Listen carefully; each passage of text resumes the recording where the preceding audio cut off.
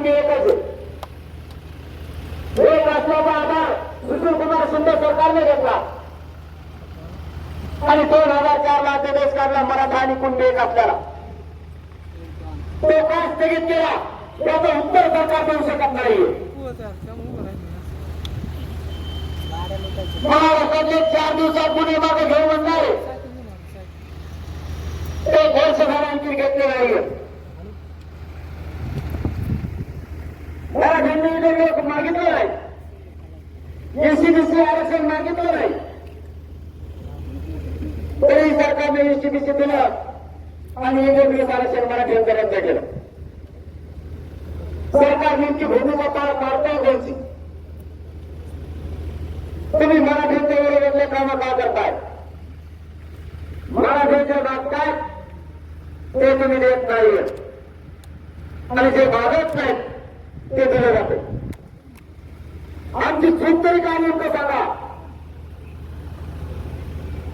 ACBC आरक्षण मिळण्याच्या अगोदर लाखो मराठ्यांच्या पोरांनी ईडब्ल्यूएस मधून अर्ज केले. नोकरीसाठी असो किंवा प्रवेशासाठी असो. ते अर्ज रद्द करण्याचं सरकारचं कारण काय? त्यात अनेक पोरं भरती झाले होते. त्यांचे अर्ज रद्द करण्याचं काम सरकारने सुरू केलं.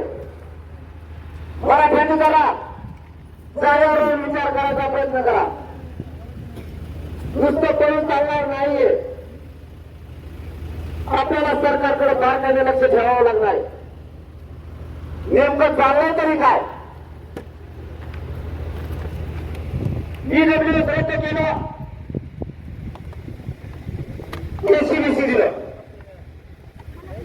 आमचं म्हणणं होतं ते केंद्रापर्यंत ईडब्ल्यूएस, एसीबीसी फक्त राज्यासाठी.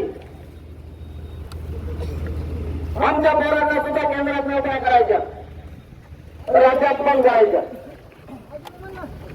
हा वाद घातला कशासाठी ईडब्ल्यूएस रद्द करण्याचा? याचं उत्तर सरकार देत नाही. सरकारने नवीनच चालू केलं.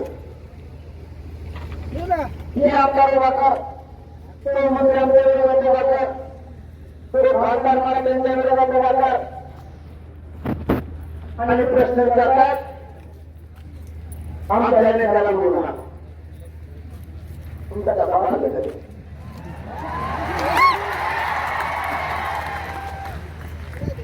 तुमचा दबाव आमचं पसंत आहे. ही बात आहे सगळ्याचा, जनता सगळ्याची बात.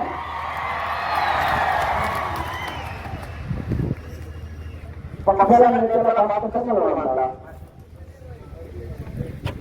जातीला आणि जातीच्या नेत्याला बाप मानाला, पक्षाच्या नेत्याला बाप मानायला लागले.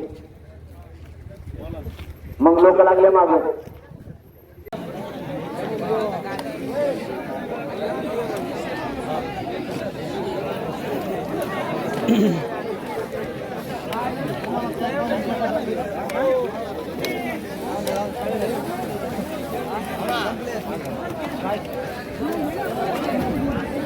चला